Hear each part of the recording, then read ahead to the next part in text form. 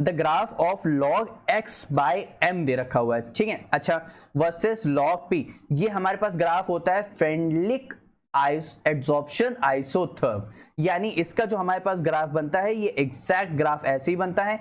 इसमें हमारे पास लॉग यानी x बाय मास वाला टर्म होता है, लॉग के ये इंटरसेप्ट होता है, ये हमारे पास स्लोप जा रहा है जो कि इन्होंने खुद से स्लोप दे रखा हुआ है 1/n, ठीक है।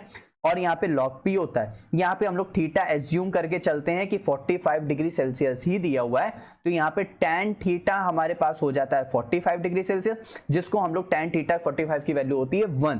तो यहां से अब ध्यान देना, यहां से हम लोग को इक्वल इंटरसेप्ट दे रखा हुआ है 0.6020, ये log 4 की वैल्यू नहीं है, हाँ है लेकिन यहाँ पे नहीं है। The mass of gas absorbed per unit mass of absorbent, जो कि इसकी बात कर रहा है, ठीक है। log 2 की वैल्यू उन्होंने देखे। अब आओ सिंपली कैलकुलेट करते। अब तुम सिंपली पहले बताओ कैलकुलेट करोगे क्या।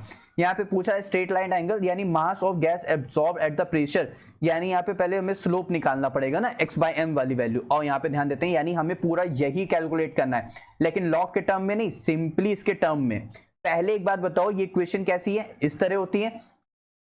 फ्रेंडली आइसोथर्म की इक्वेशन यही होती है यार, log x/m log k plus का 1/log p, ठीक है।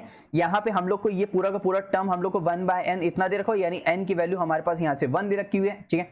y = mx + c का कॉन्सेप्ट आता है जो कि स्ट्रेट लाइन वही शो कर रहा है।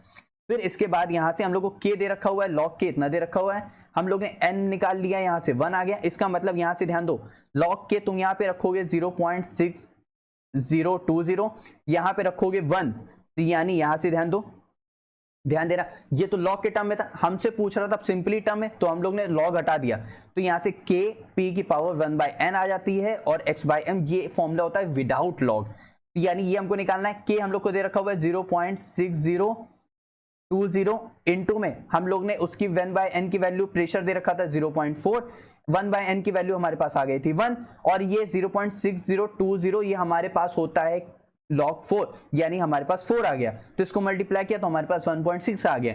अब यहां से जो हमारे पास 1.6 आ गया है, नियरेस्ट इंटीजर में बात कर रहा था, तो हमारे पास 16 आंसर आ गया।